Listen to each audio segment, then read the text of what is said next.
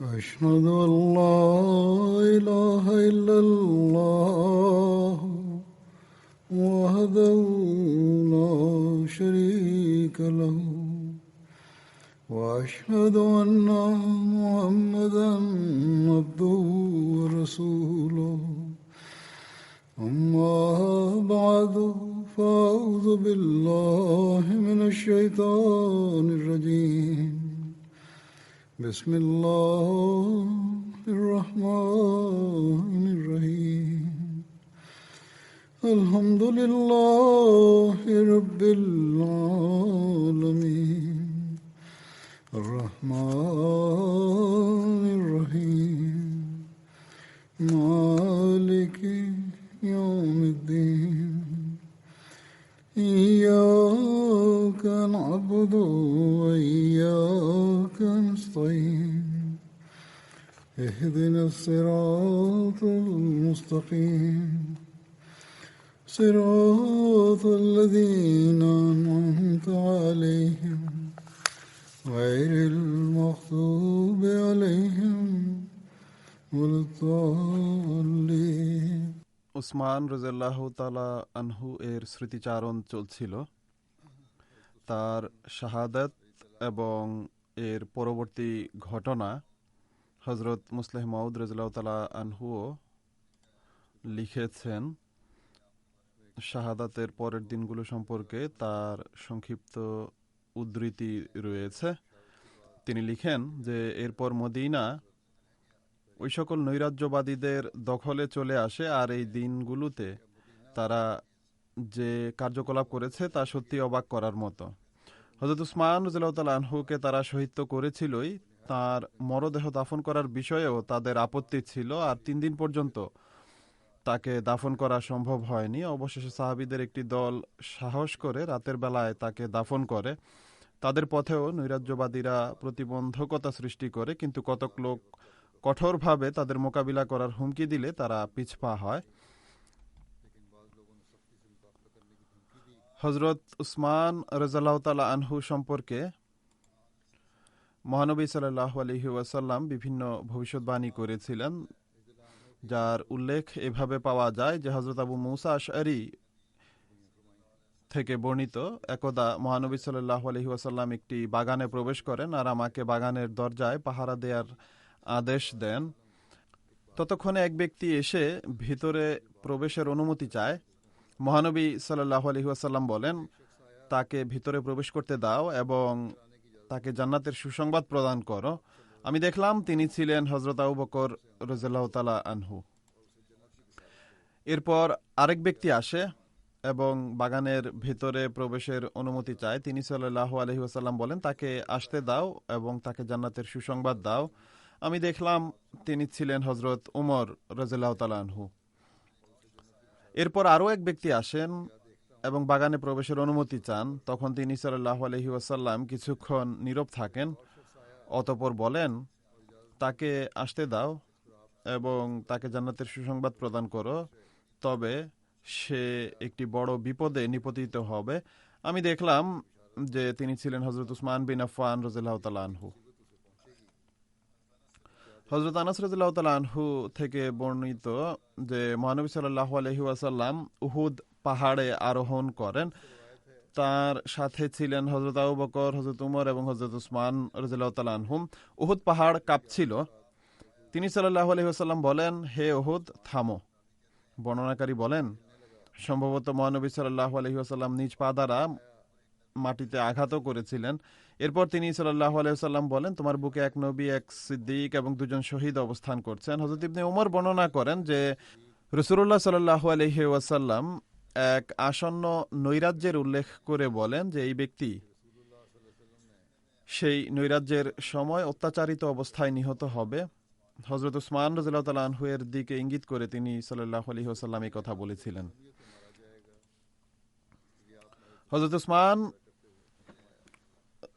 রাদিয়াল্লাহু তাআলা আনহু যে সম্পদ রেখে গিয়েছিলেন সে সম্পর্কে হাদিসে যে উল্লেখ পাওয়া যায় তা হলো উবাইদুল্লাহ বিন আব্দুল্লাহ বিন উতবা বর্ণনা করেন, যেদিন হযরত উসমানকে শহীদ করা হয়েছিল সেদিন তার খাজানচির কাছে তার 3,05,00,000 দিরহাম এবং 1.5 লক্ষ দিনার পড়েছিল এবং সেগুলো সব লুটপাট করে নিয়ে যাওয়া হয়। এছাড়া রাবাজা নামক স্থানে তিনি 1000 উট রেখে গিয়েছিলেন। রাবাজা হিজাজের পথে মদিনা থেকে 3 দিনের দূরত্বে অবস্থিত একটি গ্রামের নাম। একইভাবে বারাদিস আর খাইবার ও ওয়াদিউল কুরায় 2 লক্ষ দিনার সমপরিমাণের সৎকার সম্পদ রেখে যান, যা থেকে তিনি সৎকা দিতেন। পূর্বে এই বিষয়টিরও উল্লেখ করা হয়েছে যে তিনি রাদিয়াল্লাহু তাআলা আনহু বলেছিলেন, আমি এক ধনী ব্যক্তি ছিলাম, কিন্তু আমার কাছে এখন মাত্র 2টি উট রয়েছে যা আমি হজের উদ্দেশ্যে রেখেছি। এটি সেই সময়ের কথা হতে পারে যখন জাতীয় কোষাগারে এমন সম্পদ ছিল যা বর্ণনাকারী হযরত উসমান রাদিয়াল্লাহু তাআলা আনহু এর ব্যক্তিগত সম্পত্তি বলে মনে করেছেন, অথবা এটি তার ব্যক্তিগত সম্পদ হলেও তিনি তখন ব্যক্তিগত কাজে এগুলো ব্যয় করতেন না, বরং সদকা ও জাতীয় প্রয়োজনেই তা খরচ করতেন। যা হোক, এটি একটি রেওয়ায়েত যা আমি শুনিয়ে দিলাম। এর পূর্বেও তার নিজের বরাতে একটি উদ্ধৃতি বর্ণনা করা হয়েছে। কোষাগারের খাজানচি সম্পর্কিত, যাদেরকে কোষাগার সুরক্ষার জন্য নিয়োজিত করা হয়েছিল, তা থেকে এটি প্রকাশ পায় যে তা জাতীয় সম্পদ ছিল যার সুরক্ষার জন্য তিনি নিরাপত্তা প্রহরী নিয়োগ করেছিলেন। সাহাবীগণ হযরত উসমানের শাহাদাতের ঘটনা যেভাবে বর্ণনা করেছেন তা হলো, হযরত আলী রাদিয়াল্লাহু তাআলা আনহুকে জিজ্ঞেস করা হয় যে আপনি আমাদেরকে হযরত উসমান রাদিয়াল্লাহু তাআলা আনহু এর বিষয়ে কিছু বলুন। তিনি বলেন, তিনি তো এমন মানুষ ছিলেন যিনি ঊর্ধ্বলোকেও যুন্নুরাইন হিসেবে আখ্যায়িত হতেন, অর্থাৎ আল্লাহ তাআলার দৃষ্টিতেও তিনি যুন্নুরাইন ছিলেন। হযরত আলী বলেন, হযরত উসমান আমাদের মাঝে সবচেয়ে বেশি আত্মীয়তার বন্ধন রক্ষাকারী ছিলেন। হযরত আয়েশা যখন হযরত উসমানের শাহাদাতের সংবাদ পান তখন তিনি বলেন তারা তাকে হত্যা করেছে, অথচ তিনি তাদের মাঝে সবচেয়ে বেশি আত্মীয়তার বন্ধন রক্ষাকারী এবং তাদের মাঝে সবচেয়ে বেশি ক্ষুধাভীরু ছিলেন। মহানবী সাল্লাল্লাহু আলাইহি ওয়াসাল্লাম তার জামাতাদের ব্যাপারে যে দোয়া করেছেন সে সম্পর্কেও একটি বর্ণনা পাওয়া যায়। আল ইস্তিআবে লিখিত আছে যে মহানবী সাল্লাল্লাহু আলাইহি ওয়াসাল্লাম বলেন, আমি আমার মহাপ্রতাপান্বিত প্রভু প্রতিপালকের নিকট দোয়া করেছি যেন তিনি এমন কোনো ব্যক্তিকে আগুনে প্রবেশ না করান যে আমার জামাতা বা আমি যার জামাতা। হযরত উসমানের পোশাক ও অবয়ব সম্পর্কে বলা হয় যে মাহমুদ বিন লবিদ এ বিষয়ে বর্ণনা করেন যে তিনি হযরত উসমান বিন আফফানকে একটি খচ্চরের উপর 2টি হলুদ চাদর পরিহিত অবস্থায় দেখেন। হাকাম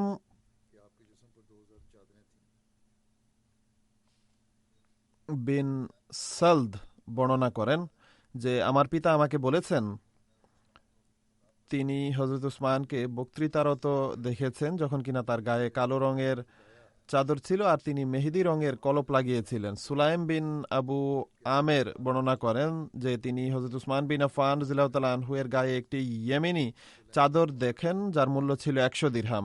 মুহাম্মদ বিন উমর বর্ণনা করেন যে আমি আমর বিন আব্দুল্লাহ, উরওয়া বিন খালেদ এবং আব্দুর রহমান বিন আবু জিনাদের কাছে হযরত উসমানের অবয়ব ইত্যাদি সম্পর্কে জানতে চাইলে তারা সকলেই অভিন্ন মতামত দিতে গিয়ে বলেন তিনি খর্বাকৃতিরও ছিলেন না, আবার খুব লম্বাও ছিলেন না। তার মুখাবয়ব ছিল খুব সুন্দর, ত্বক কোমল, দাড়ি ঘন ও লম্বা, গায়ের রং গোধূমবর্ণ, অস্থিসন্ধি দৃঢ় এবং প্রশস্ত কাঁধ আর মাথার চুল ছিল ঘন। তিনি দাড়িতে হলুদ কলপ লাগাতেন। ওয়াকেদ বিন আবু ইয়াসের বর্ণনা করেন যে হযরত উসমান রাদিয়াল্লাহু তাআলা আনহু নিজের দাঁত স্বর্ণের তার দিয়ে বাঁধিয়ে নিয়েছিলেন।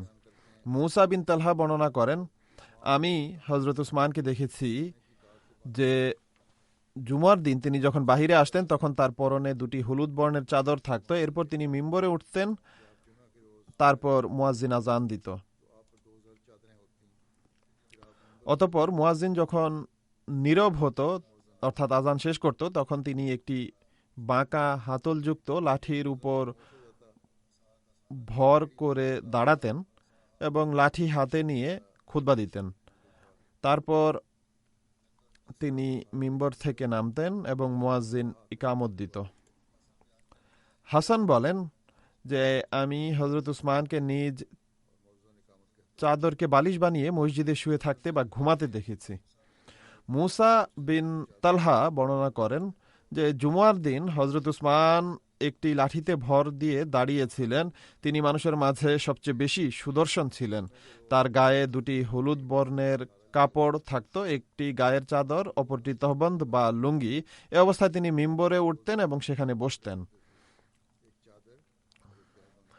হযরত মুহাম্মদ সাল্লাল্লাহু আলাইহি ওয়াসাল্লামের একটি আংটি ছিল যার উপর মুহাম্মদ রাসূলুল্লাহ খচিত ছিল।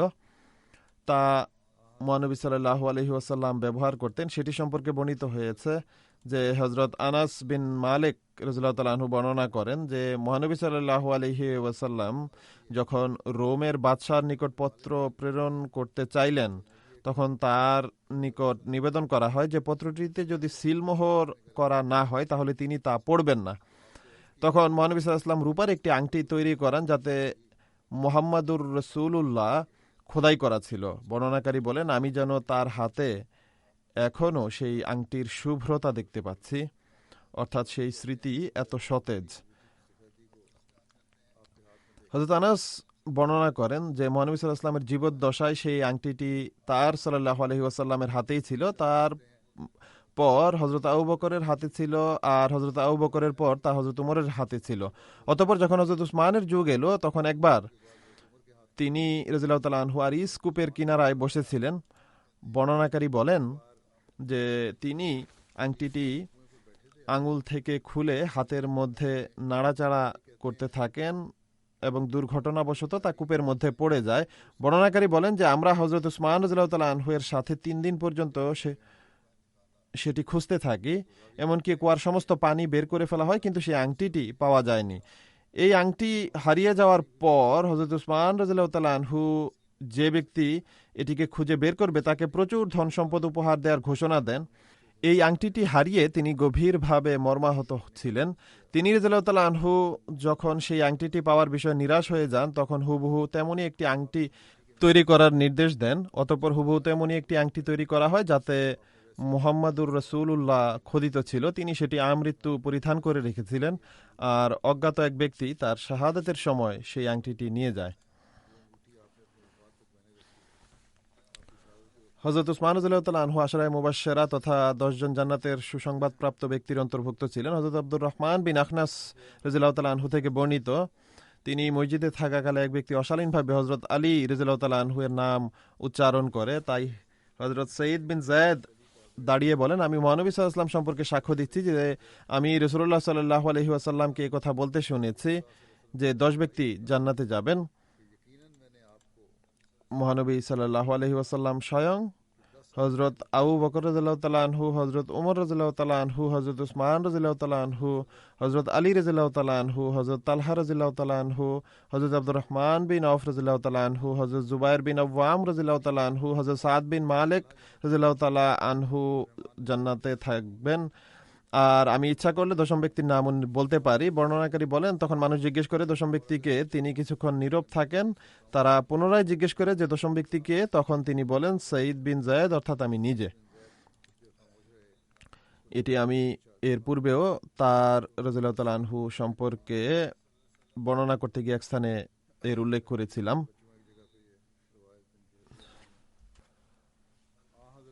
জান্নাতে মহানবী সাল্লাল্লাহু আলাইহি ওয়াসাল্লামের সাথে হযরত উসমানের সাহচর্য সম্পর্কে হযরত তালহা বিন উবাইদুল্লাহ থেকে বর্ণিত যে মহানবী সাল্লাল্লাহু আলাইহি ওয়াসাল্লাম বলেন প্রত্যেক নবীর একজন করে ঘনিষ্ঠ সাথী হয়ে থাকে। জান্নাতে আমার ঘনিষ্ঠ সাথী হবেন হযরত উসমান রাদিয়াল্লাহু তাআলা আনহু। হযরত জাবের বর্ণনা করেন যে আমরা একবার মহানবী সাল্লাল্লাহু আলাইহি ওয়াসাল্লামের সাথে একটি বাড়িতে মুহাজিরদের একটি দলের সাথে অবস্থান করছিলাম, যেখানে হযরত আবু বকর, উমর, উসমান, আলী, তালহা, জুবায়ের, আব্দুর রহমান বিন আওফ এবং সাদ বিন আবি ওয়াক্কাস রাদিয়াল্লাহু তাআলা আনহুম উপস্থিত ছিলেন। মহানবী সাল্লাল্লাহু আলাইহি ওয়াসাল্লাম বলেন প্রত্যেক ব্যক্তি নিজের সমপর্যায়ের ব্যক্তির সাথে দণ্ডায়মান হও। রাসূলুল্লাহ সাল্লাল্লাহু আলাইহি ওয়াসাল্লাম হযরত উসমান রাদিয়াল্লাহু তাআলা আনহু এর পাশে গিয়ে দাঁড়ান এবং তার সাথে কোলাকুলি করে বলেন আনতা ওয়ালিয়্যি ফিদ দুনিয়া ওয়া ওয়ালিয়্যি ফিল আখিরাহ। অর্থাৎ তুমি এই পৃথিবীতেও আমার বন্ধু এবং পরকালেও। হযরত উসমানের মুক্তকৃত দাস আবু সাহলাহ বর্ণনা করেন যে ইয়ামুদ্দার অর্থাৎ যেদিন বিদ্রোহীরা হযরত উসমান রাদিয়াল্লাহু তাআলা আনহুকে গৃহবন্দী করে শহীদ করেছিল সেদিনের কথা তিনি বলেন যে আমি হযরত উসমানের নিকট নিবেদন করি, হে আমিরুল মুমিনিন, আপনি এই বিদ্রোহীদের সাথে লড়াই করুন। হযরত আব্দুল্লাহ রাদিয়াল্লাহু তাআলা আনহুও তাকে বলেছিলেন যে হে আমিরুল মুমিনিন, আপনি বিদ্রোহীদের সাথে লড়াই করুন। হযরত উসমান রাদিয়াল্লাহু তাআলা আনহু বলেন, আল্লাহর কসম, আমি যুদ্ধ করব না। রাসূলুল্লাহ সাল্লাল্লাহু আলাইহি ওয়াসাল্লাম আমার সাথে একটি বিষয়ে ওয়াদা করেছিলেন, সুতরাং আমি চাই তা যেন পূর্ণ হয়। হযরত উসমান রাদিয়াল্লাহু তাআলা আনহু এর বিরুদ্ধে মুনাফিকরা বদরের যুদ্ধে অংশগ্রহণ না করা, উহুদের যুদ্ধ থেকে পলায়ন এবং বয়াতে রিজওয়ানে অংশগ্রহণ না করা সম্পর্কে আপত্তি উত্থাপন করেছিল। উসমান বিন মহাব বর্ণনা করেন যে মিশরীয়দের জনৈক ব্যক্তি হজের উদ্দেশ্যে আসলে সে দেখে যে কতিপয় লোক বসে আছে। বিশৃঙ্খলা সৃষ্টির উদ্দেশ্যে সে কিছু কথা বলে সে মানুষকে জিজ্ঞেস করে এরা কারা। মানুষ তাকে উত্তরে বলে এরা কুরাইশি। সে জিজ্ঞেস করে এদের মধ্যে ওই বৃদ্ধ লোকটিকে। মানুষ উত্তরে বলে তিনি হলেন হযরত আব্দুল্লাহ বিন উমর রাদিয়াল্লাহু তাআলা আনহু। সে বলে, হে ইবনে উমর, একটি বিষয়ে আমি আপনাকে প্রশ্ন করছি, আপনি আমাকে উত্তর দিন। হযরত উসমান উহুদের দিন পালিয়ে গিয়েছিলেন, এটি কি আপনি জানেন? তিনি উত্তরে বলেন হ্যাঁ। এরপর সে জিজ্ঞেস করে তিনি রাদিয়াল্লাহু তাআলা আনহু বদরের যুদ্ধেও অনুপস্থিত ছিলেন, যুদ্ধে অংশগ্রহণ করেননি, এই বিষয়টি কি আপনি জানেন? তিনি বলেন হ্যাঁ। সে জিজ্ঞেস করে আপনি কি জানেন তিনি বয়াতে রিজওয়ানেও অনুপস্থিত ছিলেন, অর্থাৎ তাতে অংশগ্রহণ করেননি? তিনি উত্তরে বলেন হ্যাঁ। এতে সেই ব্যক্তি আশ্চর্য হয়ে বলে আল্লাহু আকবার। হযরত ইবনে উমর তাকে বলেন এদিকে আসো, তুমি যেহেতু আপত্তি করেছ তাই এখন আমি তোমাকে প্রকৃত ঘটনা বলছি। উহুদের যুদ্ধের দিন তিনি যে চলে গিয়েছিলেন এ প্রসঙ্গে আমি সাক্ষ্য দিচ্ছি যে আল্লাহ তাআলা তাকে ক্ষমা করে দিয়েছিলেন এবং তার প্রতি ক্ষমাসুলভ ব্যবহার করেছিলেন। তখনকার বিশৃঙ্খল পরিস্থিতিতে সর্বত্র গুজব রটে গিয়েছিল যে কাফেররা মহানবী সাল্লাল্লাহু আলাইহি ওয়াসাল্লামকেও শহীদ করে দিয়েছে। তখন এমন পরিস্থিতিতে সাময়িক অনিশ্চয়তা ও উপায়হীনতার বশবর্তী হয়ে তিনি চলে গিয়েছিলেন। আর রইল বদরের যুদ্ধে হযরত উসমানের অংশগ্রহণ না করার বিষয়। এর কারণ ছিল তার সহধর্মিণী তথা নবী তনয়া অসুস্থ ছিলেন, আর মহানবী সাল্লাল্লাহু আলাইহি ওয়াসাল্লাম তাকে বলেছিলেন যে তুমি তোমার স্ত্রীর কাছেই থাকো, তুমি বদরের যুদ্ধে অংশগ্রহণকারীদের ন্যায়ই প্রতিদান ও গনিমতের সম্পদ লাভ করবে।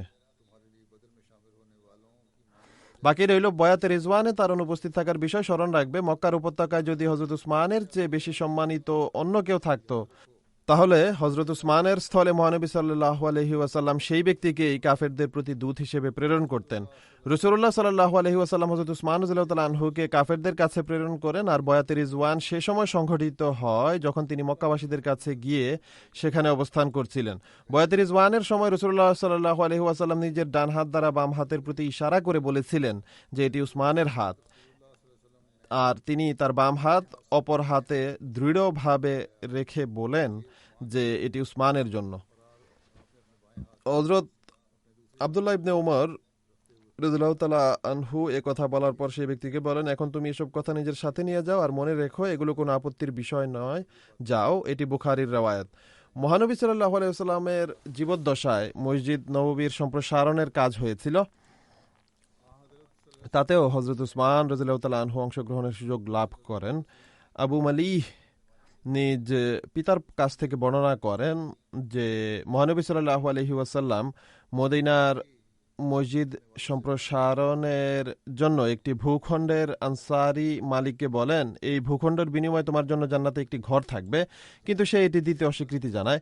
এরপর হযরত উসমান এসে সেই ব্যক্তিকে বলেন যে এই এক খণ্ড জমির জন্য আমি তোমাকে 10,000 দিরহাম দিচ্ছি। তিনি রাদিয়াল্লাহু তাআলা আনহু তার কাছ থেকে এই জমিটি ক্রয় করে নেন। অতঃপর হযরত উসমান মহানবী সাল্লাল্লাহু আলাইহি ওয়াসাল্লামের সকাশে এসে নিবেদন করেন যে, হে আল্লাহর রাসূল সাল্লাল্লাহু আলাইহি ওয়াসাল্লাম, আপনি এই জমিটুকু আমার কাছ থেকে ক্রয় করে নিন, যা আমি আনসারী সাহাবীর কাছ থেকে ক্রয় করেছি। তখন তিনি সাল্লাল্লাহু আলাইহি ওয়াসাল্লাম উক্ত জমি হযরত উসমান রাদিয়াল্লাহু তাআলা আনহু এর কাছ থেকে জান্নাতে একটি ঘরের বিনিময়ে ক্রয় করে নেন। আর হযরত উসমান রাদিয়াল্লাহু তাআলা আনহুকেও একই কথা বলেন যে জান্নাতে তোমার জন্য ঘর থাকবে। হযরত উসমান রাদিয়াল্লাহু তাআলা আনহু বলেন, আমি 10,000 দিরহামের বিনিময়ে তা ক্রয় করে নিয়েছি। এরপর মহানবী সাল্লাল্লাহু আলাইহি ওয়াসাল্লাম ভিত্তিপ্রস্তর হিসেবে একটি ইট স্থাপন করেন। এরপর তিনি সাল্লাল্লাহু আলাইহি ওয়াসাল্লাম হযরত আবু বকরকে ডাকেন, আর তিনিও একটি ইট রাখেন। এরপর হযরত উমরকে ডাকা হয় এবং তিনিও একটি ইট রাখেন। এরপর হযরত উসমান আসেন আর তিনিও একটি ইট স্থাপন করেন। এরপর মহানবী সাল্লাল্লাহু আলাইহি ওয়াসাল্লাম অবশিষ্ট লোকদের বলেন যে, এখন তোমরা সবাই ইট রাখো। কথা মতো সবাই ইট রাখে, আর এভাবে এই মসজিদের যে সম্প্রসারণ হয়েছিল তার ভিত্তিপ্রস্তর রাখা হয়। সুমামা বিন হাজম কুশাইরি বর্ণনা করেন যে, আমি অবরোধের সময় উপস্থিত ছিলাম যখন হযরত উসমান রাদিয়াল্লাহু তাআলা আনহু গৃহবন্দী অবস্থায় ঘর থেকে উকি দিয়ে লোকদের বলেছিলেন যে, আমি আল্লাহ এবং ইসলামের কসম দিয়ে তোমাদের জিজ্ঞেস করছি, তোমরা কি জানো যে যখন রাসূলুল্লাহ সাল্লাল্লাহু আলাইহি ওয়াসাল্লাম মদিনায় আসেন তখন রুমা নামক কূপ ব্যতীত পানীয় জলের জন্য অন্য কোনো ব্যবস্থা ছিল না? তিনি বলেন, মহানবী সাল্লাল্লাহু আলাইহি ওয়াসাল্লাম বলেন যে, কে আছে যে নিজের বালতি মুসলমানদের বালতির সাথে রুমা কূপে নামানোর জন্য তা ক্রয় করবে, অর্থাৎ সে নিজেও পান করবে আর মুসলমানরাও এখান থেকে পান করবে এবং এর বিনিময়ে জান্নাতে তার জন্য এর চেয়ে উত্তম প্রতিদান থাকবে। হযরত উসমান রাদিয়াল্লাহু তাআলা আনহু বলেন, এই আহ্বানে সাড়া দিয়ে আমি আমার অর্থে সেই কূপ ক্রয় করি আর তাতে মুসলমানদের বালতির সাথে আমার বালতিও কূপে নামাই। আর আজ তোমরা আমাকে এখান থেকে পানি পান করতে বাধা দিচ্ছ আর আমাকে সমুদ্রের পানি পান করতে বাধ্য করতে চাও। জবাবে লোকেরা বলে, আল্লাহর কসম, আপনি সঠিক বলেছেন।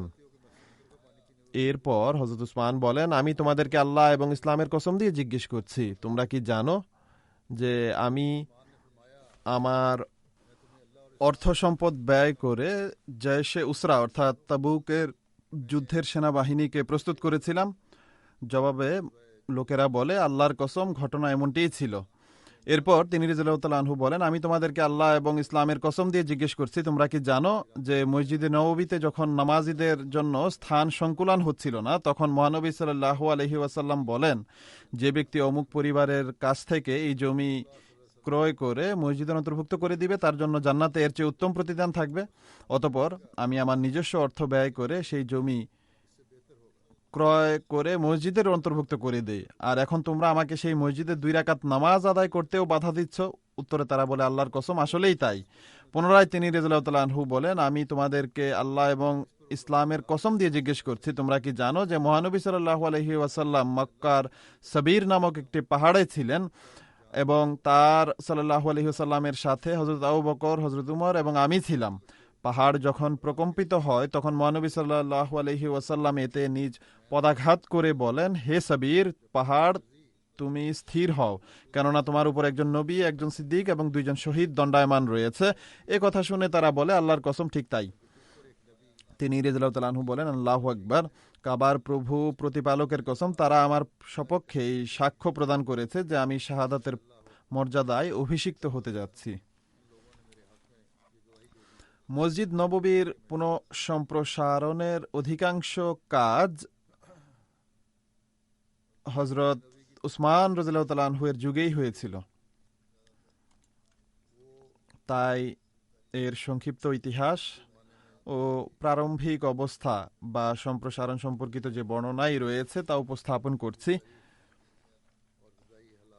মহানবী সাল্লাল্লাহু আলাইহি ওয়াসাল্লামের যুগে মসজিদ নববীর সম্প্রসারণ সম্পর্কে পূর্বেই বলা হয়েছে। এ সম্পর্কে একটি নোট এটিও রয়েছে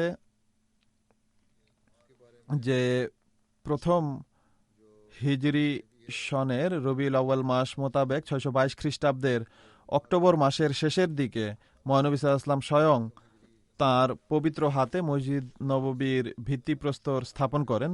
ভিত্তি প্রায় 3 হাত বা 1.5 মিটার গভীর ছিল।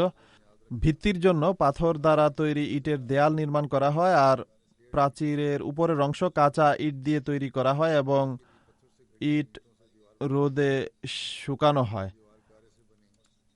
মসজিদের প্রাচীর নির্মাণের ইতিহাস বর্ণনার সাথে সাথে মসজিদ সম্প্রসারণের ইতিহাসও এসে যাবে। মসজিদের প্রাচীর প্রায় 1.25 মিটার প্রশস্ত ফুটের হিসাবে, যা প্রায় 2-2.5 ফুট, এবং প্রাচীরের উচ্চতা ছিল প্রায় 7 হাত বা 3.5 মিটার। মসজিদ নববীর নির্মাণ কাজ প্রথম হিজরি সনের শাওয়াল মাস মোতাবেক 623 খ্রিস্টাব্দের এপ্রিল মাসে সম্পন্ন হয়। হজরত খারজা বিন জায়েদ বিন সাবেত বর্ণনা করেন যে রাসূলুল্লাহ সাল্লাল্লাহু আলাইহি ওয়াসাল্লাম তার মসজিদের দৈর্ঘ্য 70 হাত বা প্রায় 35 মিটার এবং প্রস্থ 60 হাত বা প্রায় 30 মিটার রেখেছিলেন। মহানবী সাল্লাল্লাহু আলাইহি ওয়াসাল্লামের যুগে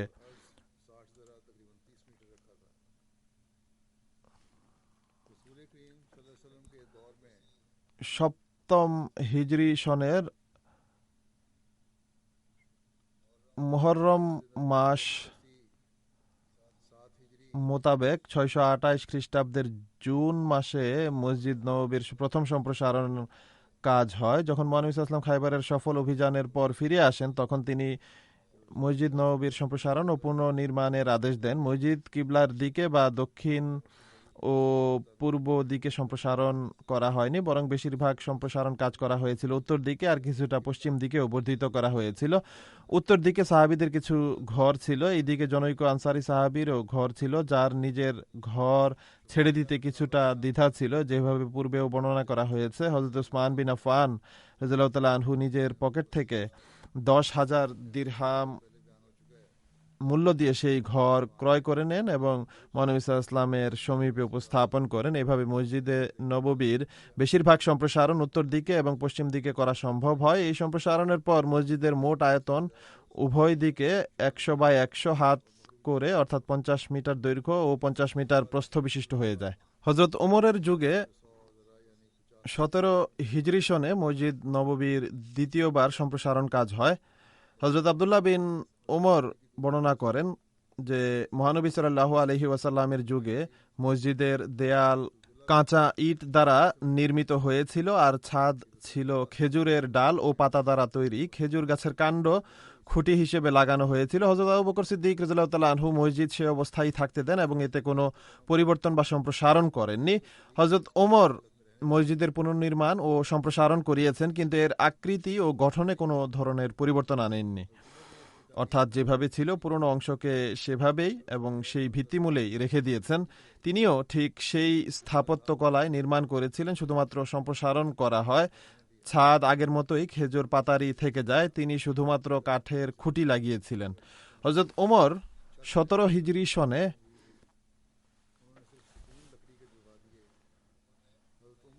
নিজ তত্ত্বাবধানে মসজিদ পুনর্নির্মাণের কাজ সম্পন্ন করান। এই সম্প্রসারণ কাজের পর মসজিদ নববীর মোট আয়তন 50/50 মিটার তথা 2500 বর্গমিটার থেকে বেড়ে 70/60 মিটার তথা 4200 বর্গমিটার বা দৈর্ঘ্যে 140 হাত ও প্রস্থে 120 হাত হয়ে যায়।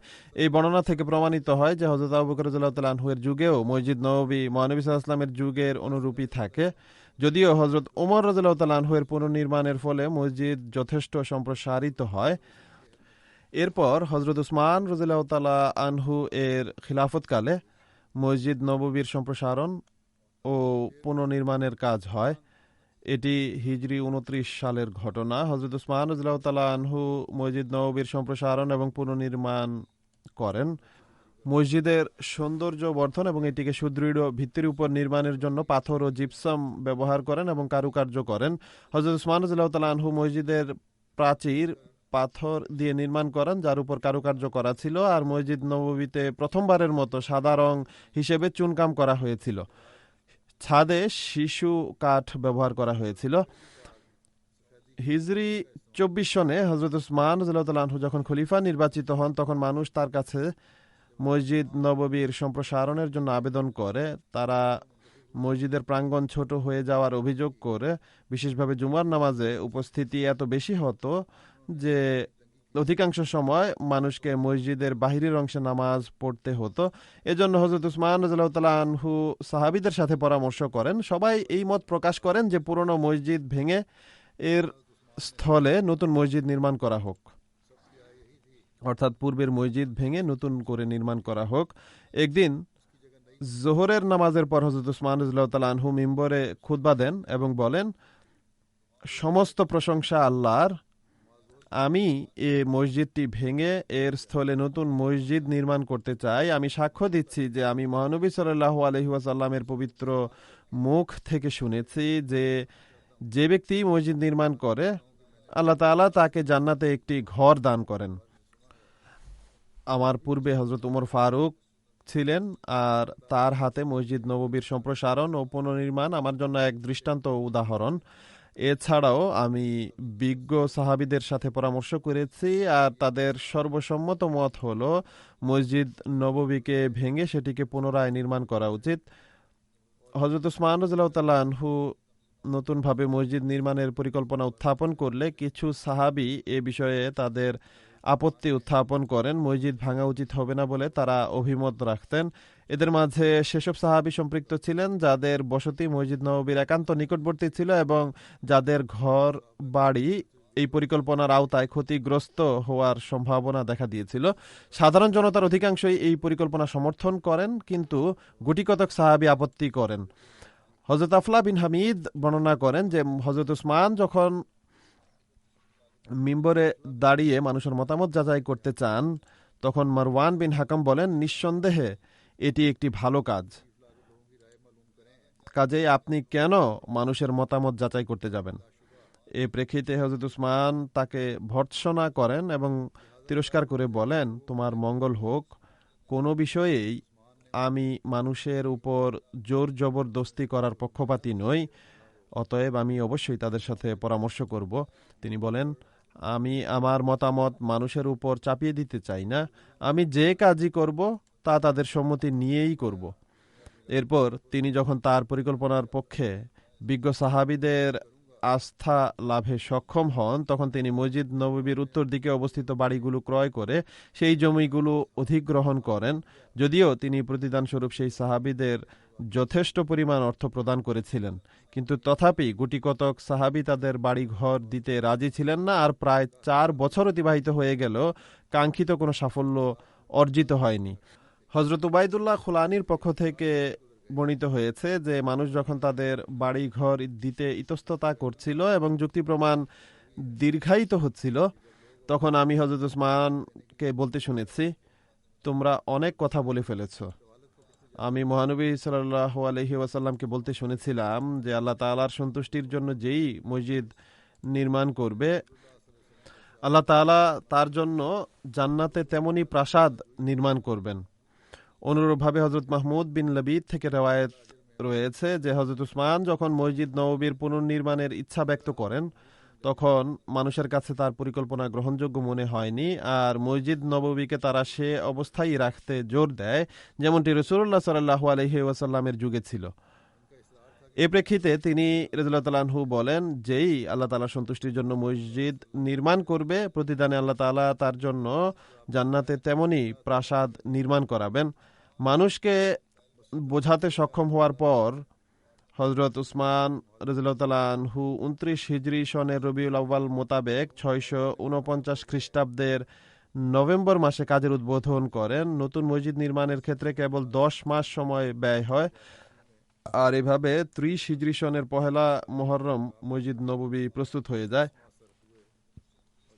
তিনি নিজে কাজের তদারকি করতেন, সর্বদা দিনের বেলায় রোজা রাখতেন, আর রাতের বেলায় ঘুমের কারণে বাধ্য হলে মসজিদ নববীতেই বিশ্রাম করতেন। হযরত আব্দুর রহমান বিন সফিনা হতে বর্ণিত যে আমি দেখেছি মসজিদ নির্মাণের জন্য চুন সুরকি হযরত উসমান গনি রাদিয়াল্লাহু তাআলা আনহুর নিকট আনা হতো। এছাড়া আমি এটিও দেখেছি যে তিনি সর্বদা নিজে দাঁড়িয়ে থেকে মিস্ত্রিদের দিয়ে কাজ করাতেন, আর নামাজের সময় হলে তাদের সাথে নামাজ পড়তেন এবং কখনো কখনো সেখানেই ঘুমিয়েও পড়তেন। হযরত উসমান রাদিয়াল্লাহু তাআলা আনহু মসজিদ নববীকে দক্ষিণে কিবলার দিকে সম্প্রসারিত করেছেন এবং এর কিবলার দেয়াল সেই জায়গা পর্যন্ত সম্প্রসারিত করেন যেখানে তা আজও বিদ্যমান। উত্তর দিকে 50 হাত তথা প্রায় 25 মিটার সম্প্রসারিত করা হয় এবং পশ্চিম দিকেও কিছুটা সম্প্রসারণ করা হয়।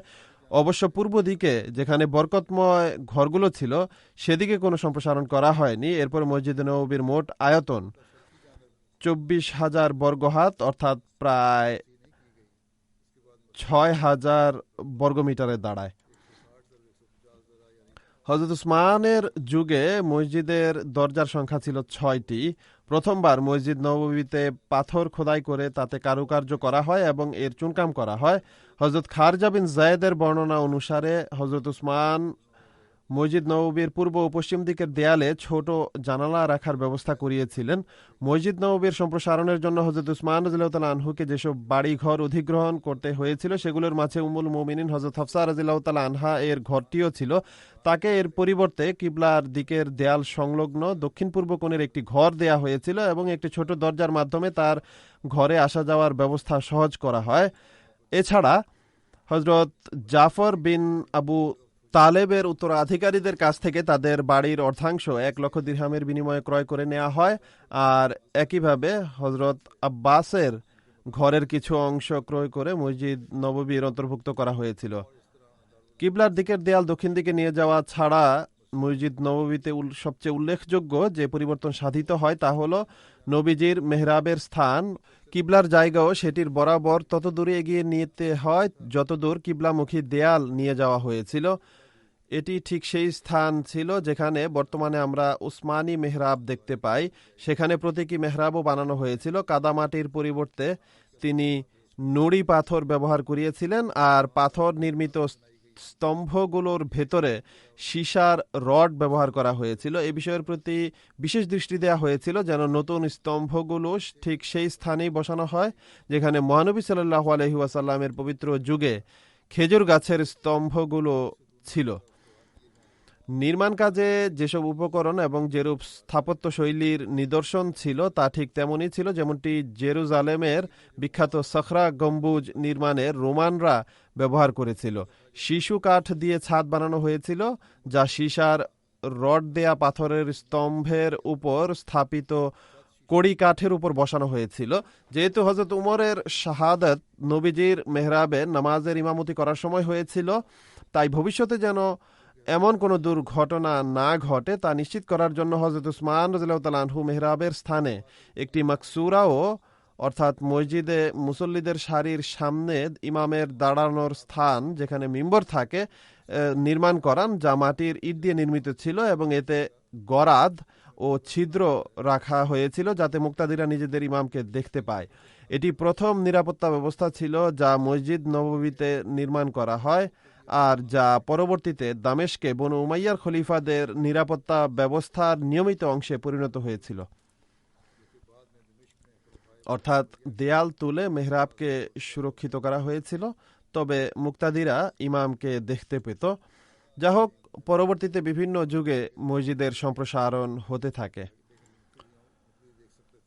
হযরত মসিহে মাউদ আলাইহিস সালাম বর্ণনা করেন যে হযরত উসমানকে আমি হযরত সুলাইমানের সাথে তুলনা করি। তাঁরও ভবন নির্মাণের খুব শখ ছিল। হযরত আলী রাদিয়াল্লাহু তাআলা আনহু এর যুগে অবশ্যই অভ্যন্তরীণ বিশৃঙ্খলা ছিল। একদিকে ছিলেন মুয়াবিয়া এবং অপরদিকে ছিলেন আলী রাদিয়াল্লাহু তাআলা আনহু, আর এই বিশৃঙ্খলার কারণে মুসলমানদের রক্তও ঝরেছিল। 6 বছর ইসলামের কোনো কাজ হয়নি। হযরত উসমান রাদিয়াল্লাহু তাআলা আনহু এর যুগ পর্যন্ত ইসলামের জন্য উন্নয়নমূলক সকল কার্যক্রম শেষ হয়ে যায় আর এরপর তো গৃহযুদ্ধই বেঁধে যায়। হযরত মুসলিম আলাইহিস সালাম বলেন, মসজিদ কারুকার্য খচিত ও পাকা অট্টালিকাই হতে হবে তা আবশ্যক নয়, বরং কেবল জমি ঘিরে নেওয়া প্রয়োজন এবং সেখানে মসজিদের সীমানা নির্ধারণ করে দেওয়া উচিত। আর বাঁশ বা তদ্রূপ ছাউনি জাতীয় কিছু দিয়ে দাও যেন রোদ বৃষ্টি থেকে রক্ষা পাওয়া যায়। খোদা তাআলা কৃত্রিমতা পছন্দ করেন না। মহানবী সাল্লাল্লাহু আলাইহি সাল্লামের মসজিদ কয়েকটি খেজুরের ডাল দ্বারা নির্মিত ছিল আর সে ধারাই অব্যাহত থাকে। পরবর্তীতে হযরত উসমানের যেহেতু অট্টালিকা নির্মাণের আগ্রহ ছিল, তাই তার যুগে তিনি এটিকে পাকা করিয়েছিলেন। আমি মনে করি ছন্দের দিক থেকে হযরত সুলাইমান ও হযরত উসমানের নামের মিল আছে। হয়তো এই সামঞ্জস্যের কারণেই এসব কাজে তার আগ্রহ বা শখ ছিল। 26 হিজরি সনে মসজিদুল হারাম বা কাবা শরীফের সম্প্রসারণ হয়। 26 হিজরি সনে হযরত উসমান রাদিয়াল্লাহু তাআলা আনহু হারামের সীমানা নতুনভাবে নির্ধারণ বা চিহ্নিত করেন এবং মসজিদুল হারাম তথা কাবা গৃহের সম্প্রসারণ করেন। আর আশপাশের বাড়ি ঘর ক্রয় করে মসজিদুল হারামের মধ্যে অন্তর্ভুক্ত করেন। কেউ কেউ স্বেচ্ছায় তাদের বাড়িঘর বিক্রি করে দেয়, কিন্তু কিছু লোক নিজেদের বাড়িঘর বিক্রি করতে সম্মত হয়নি। হযরত উসমান রাদিয়াল্লাহু তাআলা আনহু তাদের সম্মত করাতে যথাসাধ্য চেষ্টা করেন, কিন্তু তারা তাদের সিদ্ধান্তে অটল থাকে। পরিশেষে হযরত উসমানের নির্দেশে সেই সমস্ত বাড়ি ভেঙে ফেলা হয় এবং সেগুলোর মূল্য তিনি বাইতুল মালে জমা করিয়ে দেন। এতে তারা হযরত উসমান রাদিয়াল্লাহু তাআলা আনহু এর বিরুদ্ধে হইচই আরম্ভ করে। তখন তিনি তাদেরকে গ্রেফতার করে কারাগারে পাঠানোর নির্দেশ দেন। অতঃপর তাদেরকে সম্বোধন করে তিনি বলেন যে, তোমরা আমার বিরুদ্ধে কেন এই দুঃসাহস দেখাচ্ছ তা কি তোমরা জানো? এই দুঃসাহসিকতার একমাত্র কারণ হলো আমার নম্রতা। হযরত উমর রাদিয়াল্লাহু তাআলা আনহু তোমাদের সাথে এমনই আচরণ করেছিলেন, কিন্তু তার বিরুদ্ধে তোমরা কোনো হট্টগোল করনি। এরপর আব্দুল্লাহ বিন খালিদ বিন উসাইদ হযরত উসমান রাদিয়াল্লাহু তাআলা আনহু এর সাথে এসব বিশৃঙ্খলাকারী লোকদের সম্পর্কে কথা বলেন, তখন তাদেরকে ছেড়ে দেয়া হয়।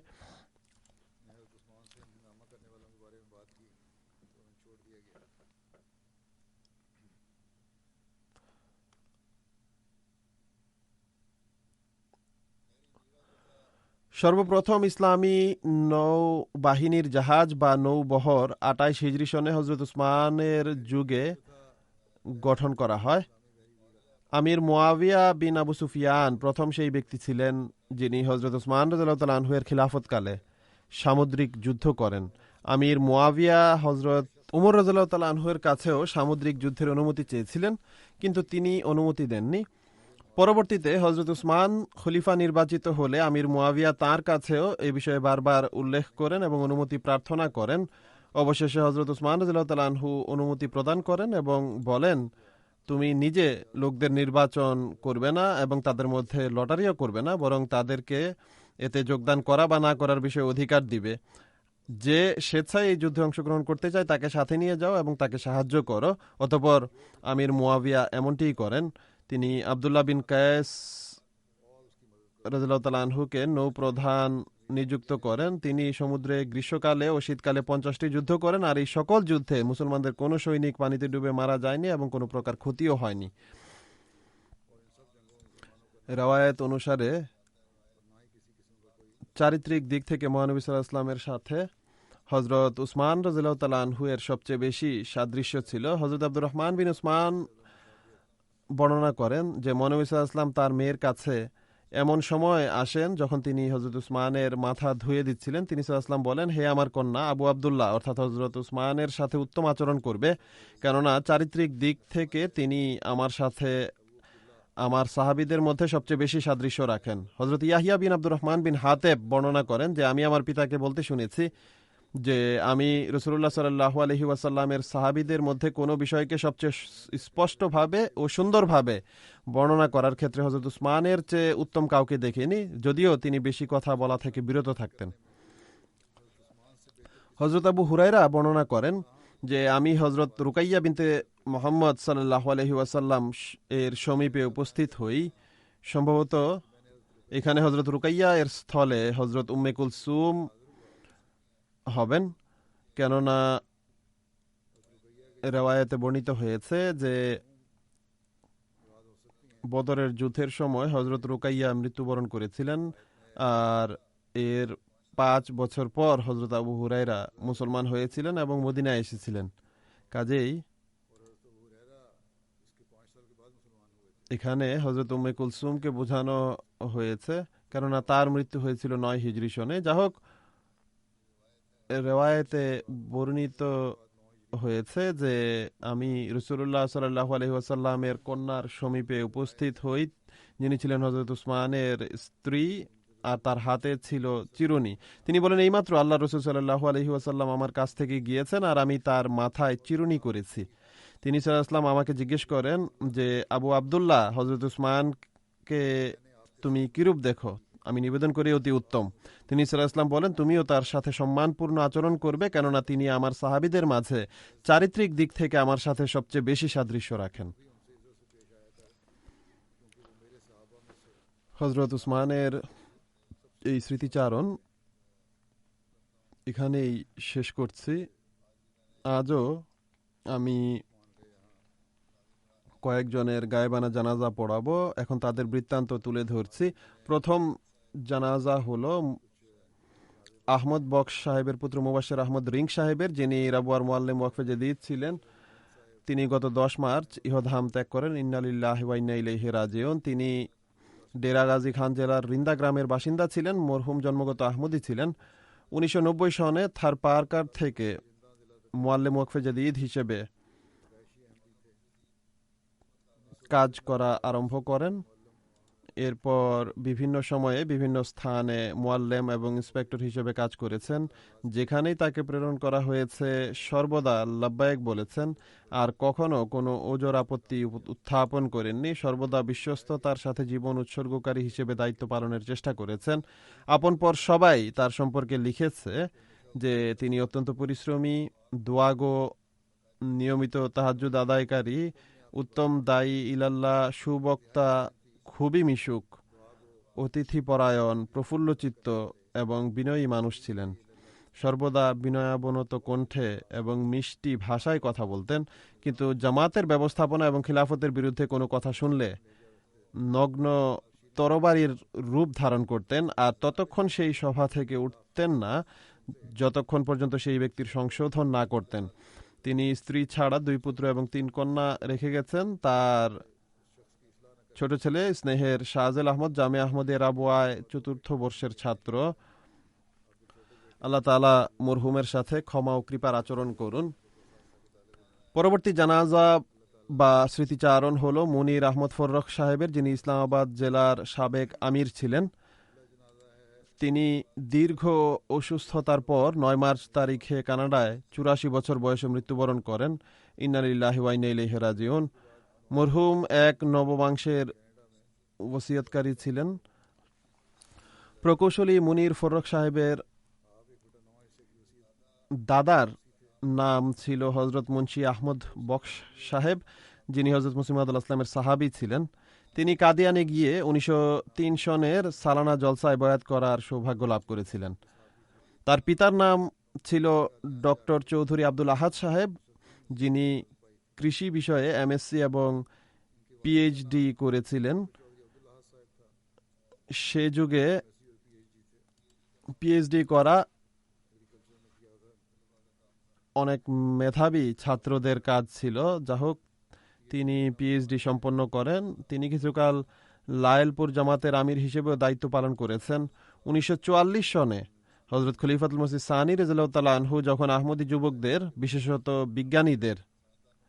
বিজ্ঞানীদের ধর্মসেবার জন্য জীবন উৎসর্গ করার আহ্বান জানান, তখন তিনিও, অর্থাৎ ডক্টর সাহেব বা ফররখ সাহেবের পিতাও ওয়াকফ করেন এবং সরকারি চাকরি ছেড়ে দিয়ে পরিবার সহ কাদিয়ানে স্থানান্তরিত হন। হযরত খলিফাতুল মসিহ সানি রাদিয়াল্লাহু তাআলা আনহু এর সরাসরি তত্ত্বাবধানে ফজলে ওমর রিসার্চ ইনস্টিটিউট পূর্বেই প্রতিষ্ঠিত হয়েছিল। হুজুর রাদিয়াল্লাহু তাআলা আনহু তাকে ফজলে ওমর রিসার্চ ইনস্টিটিউটের ডাইরেক্টর তথা পরিচালক নিযুক্ত করেন। এরই সাথে তালিমুল ইসলাম কলেজে বিজ্ঞানের শিক্ষক হিসেবেও তার নিযুক্তি হয়। ফররখ সাহেব ইঞ্জিনিয়ারিং অ্যান্ড টেকনোলজি বিশ্ববিদ্যালয় থেকে ইলেকট্রিক্যাল ইঞ্জিনিয়ারিং এর ডিগ্রি অর্জন করেন। এরপর প্রথম দিকে বিভিন্ন জায়গায় কাজ করার পর পাকিস্তান সরকারের অধীনে টেলিগ্রাফ ও টেলিফোন বিভাগে রীতিমতো চাকরি আরম্ভ করেন। চাকরিকালে তিনি দেশের অনেক শহরে কাজ করেছেন, বহু দেশে পাকিস্তান সরকারের প্রতিনিধিত্ব করেছেন। 1997 সালে পাকিস্তান টেলিকমিউনিকেশনস লিমিটেডের ডিরেক্টর জেনারেল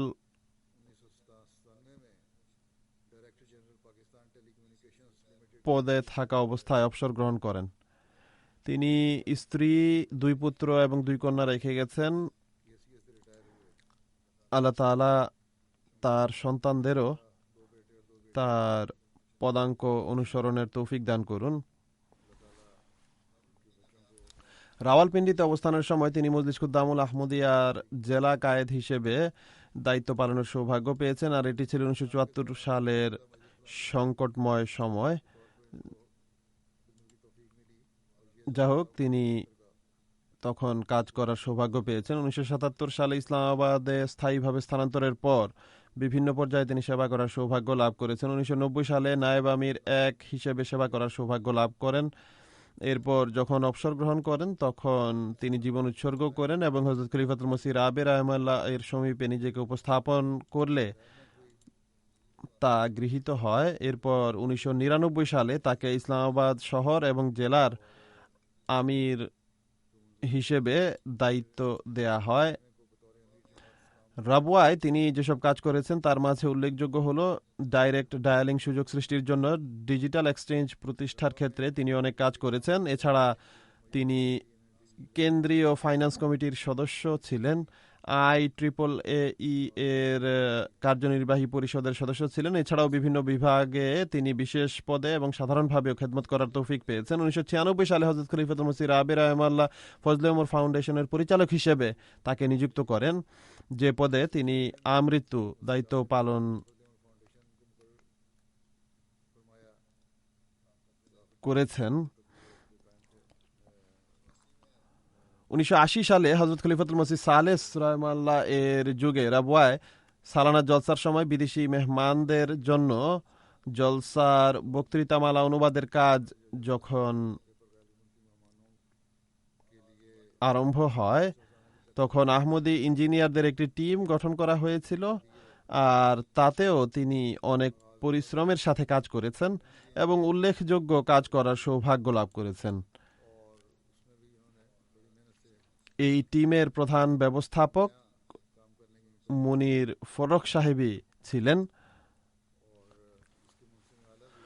1984 সালের এপ্রিল মাসে হযরত খলিফাতুল মসিহ রাবে রাহমাল্লাহ যখন ইংল্যান্ড হিজরত করেন তখন এখানে যুক্তরাজ্যের জলসা সালানাতেও তিনি প্রতি বছর নিয়মিতভাবে আসতেন, আর অনুবাদের দায়িত্ব তার উপরই অর্পণ করা হতো, অর্থাৎ মানুষের কাছে অনুবাদ পৌঁছানোর দায়িত্ব। তিনি খুবই সুচারুরূপে উক্ত কাজ সম্পন্ন করতেন, অনেক পরিশ্রমের সাথে তিনি কাজ করতেন। তার ইমারতের যুগে ইসলামাবাদেও জামাতি নির্মাণ কাজ অনেক বেশি হয়েছে। তার এক পুত্র বলেন, জামাতি কাজে সন্তানদেরকে অধিক হারে অংশ নেয়ার উপদেশ দিতেন। সরকারি চাকরি করা সত্ত্বেও জামাতের সেবায় সর্বদা অগ্রগামী থাকতেন। কর্মক্ষেত্র থেকে সোজা জামাতের অফিসে আসতেন এবং জামাতি দায়িত্ব পালন করতেন। প্রতি বছর যুক্তরাজ্য সালানা জলসার জন্য বিশেষভাবে ছুটি বাঁচিয়ে রাখতেন। চাকরিকালে আহমদী হবার কারণে প্রত্যন্ত এলাকা ডেরা ইসমাইল খানে তাকে বদলি করা হয়, আর তৎকালীন প্রধানমন্ত্রী ভুট্টো সাহেব বলেন যে তাকে যেন পুনরায় ইসলামাবাদে কাজে না লাগানো হয়, কিন্তু আল্লাহ তাআলা কৃপা করেন এবং পুনরায় ইসলামাবাদেই তাকে বদলি করা হয়। আর এরপর সেখান থেকে বিভিন্ন দেশে রাষ্ট্রীয় প্রতিনিধি হিসেবে যাওয়ার সৌভাগ্য তিনি লাভ করেন। আল্লাহ তাআলা তার সাথে ক্ষমা ও দয়ার আচরণ করুন। পরবর্তী জানাজা হলো অবসরপ্রাপ্ত ব্রিগেডিয়ার মোহাম্মদ লতিফ সাহেবের, যিনি রাওয়ালপিন্ডি জেলার সাবেক আমির ছিলেন। তিনি গত 28 ফেব্রুয়ারি তারিখে 77 বছর বয়সে ইন্তেকাল করেন। ইন্না লিল্লাহি ওয়া ইন্না ইলাইহি রাজিউন। ব্রিগেডিয়ার লতিফ সাহেব তার পিতার সাথে আনুমানিক 1955 সালে আহমদিয়াত গ্রহণ করেন। ব্রিগেডিয়ার সাহেবের পিতা 2000 সালে ইন্তেকাল করেছিলেন। এরপর তার পরিবারে ব্রিগেডিয়ার সাহেব একাই আহমদি ছিলেন, অর্থাৎ তার সন্তানরা ব্যতিরেকে। তিনি স্ত্রী, 2 পুত্র, 2 কন্যা রেখে গেছেন। আল্লাহ তাআলা তার সন্তানদেরও তার পদাঙ্ক অনুসরণের তৌফিক দান করুন। 2000 সনে অবসর গ্রহণের পর তিনি তার পুরো সময় জামাতের কাজে ব্যয় করেন। তিনি সেক্রেটারি উমুরে আম্মা এবং রাওয়ালপিন্ডি জেলার নায়েব আমির ছিলেন। 2019 থেকে 2021 সন পর্যন্ত আমৃত্যু তিনি রাওয়ালপিন্ডি জেলার আমির হিসেবে সেবা করার তৌফিক লাভ করেন। প্রায় 20 বছর তিনি জামাতের সেবা করার তৌফিক পেয়েছেন। মরহুম অত্যন্ত সহানুভূতিশীল, দরিদ্রদের প্রতি যত্নবান, জামাতের কাজ করাকে খোদার কৃপা জ্ঞান করে সম্পাদনকারী ছিলেন, আর নিজ সন্তানদেরও এই অনুপ্রেরণাই জুগিয়েছেন। অন্তিম অসুস্থতার প্রকোপের মধ্যেও জামাতের কাজের উদ্দেশ্যে কেন্দ্র থেকে কোনো কর্মকর্তা যখনই ডাকতেন তৎক্ষণাৎ চলে যেতেন এবং নিজের অসুস্থতার প্রতি ভ্রুক্ষেপ করেননি। তার ক্যান্সার ছিল, আর পাশাপাশি নিজের চিকিৎসাও করাচ্ছিলেন। এত সত্ত্বেও সেবার জন্য সর্বদা উপস্থিত থাকতেন এবং কখনো না বলেননি। আল্লাহ তাআলা তার প্রতি ক্ষমা ও দয়াসুলভ ব্যবহার করুন। পরবর্তী জানাজা হলো কিরগিজস্তানের আহমদি জনাব কোনক বেক ওমর বেকোভ সাহেবের। তিনি গত 22 ফেব্রুয়ারি তারিখে 67 বছর বয়সে ইন্তেকাল করেন। ইন্না লিল্লাহি ওয়া ইন্না ইলাইহি রাজিউন।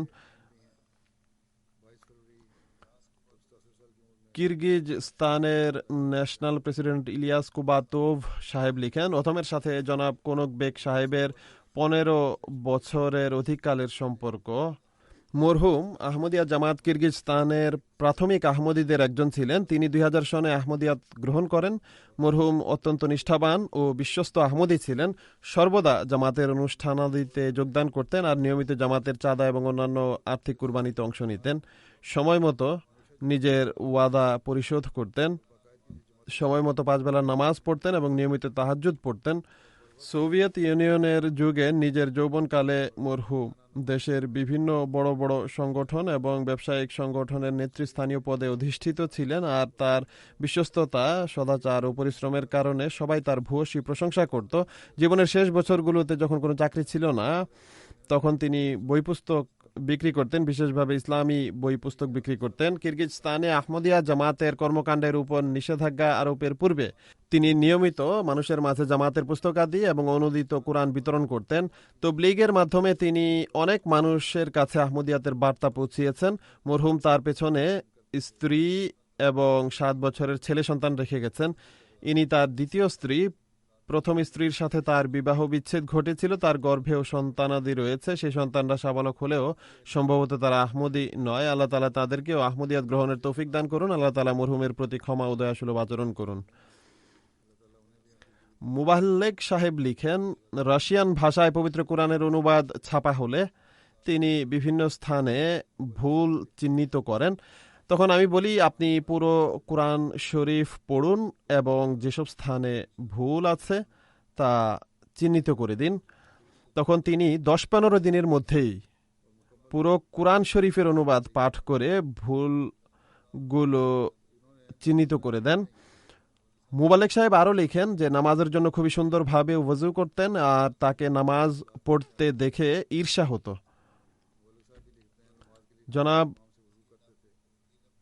উজগেন বায়েভ আর্তুর সাহেব বলেন, সত্য কথা হলো কোনক বেক সাহেবই আমার কাছে আহমদিয়াতের বাণী পৌঁছেছিলেন। তিনি বলেন, যখনই আমি কোনো প্রশ্ন করতাম তিনি আমাকে বিস্ময়কর ভঙ্গিতে উত্তর দিতেন আর তার উত্তর হতো যুক্তি, জ্ঞান ও প্রজ্ঞাপূর্ণ। জনাব কোনক বেক সাহেব অত্যন্ত উন্নত নৈতিক চরিত্রের অধিকারী, ধৈর্য ও সহনশীল মানুষ ছিলেন। তার চরিত্র উন্নত বৈশিষ্ট্যের কারণেই আমি জামাতভুক্ত হয়েছি।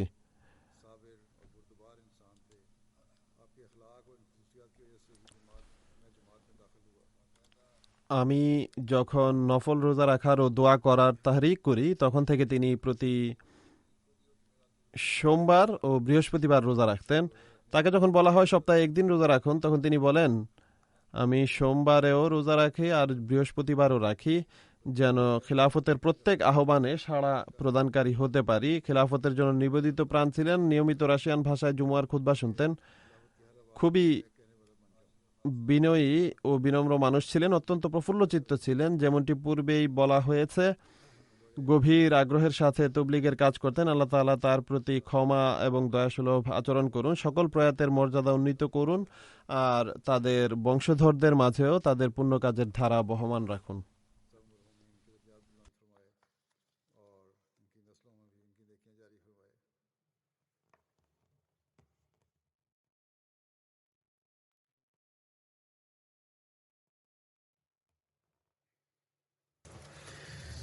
الحمد لله نحمده ونستعينه ونستغفره ونؤمن به ونتوكل عليه ونعوذ بالله من شرور أنفسنا ومن سيئات أعمالنا من يهده الله فلا مضل له ومن يضلل فلا هادي له ونشهد أن لا إله إلا الله ونشهد أن محمدا عبده ورسوله عباد الله رحمكم الله إن الله يأمر بالعدل والإحسان وإيتاء ذي القربى وينهى عن الفحشاء والمنكر والبغي يعظكم لعلكم تذكرون اذكروا الله يذكركم وادعوه يستجب لكم ولذكر الله أكبر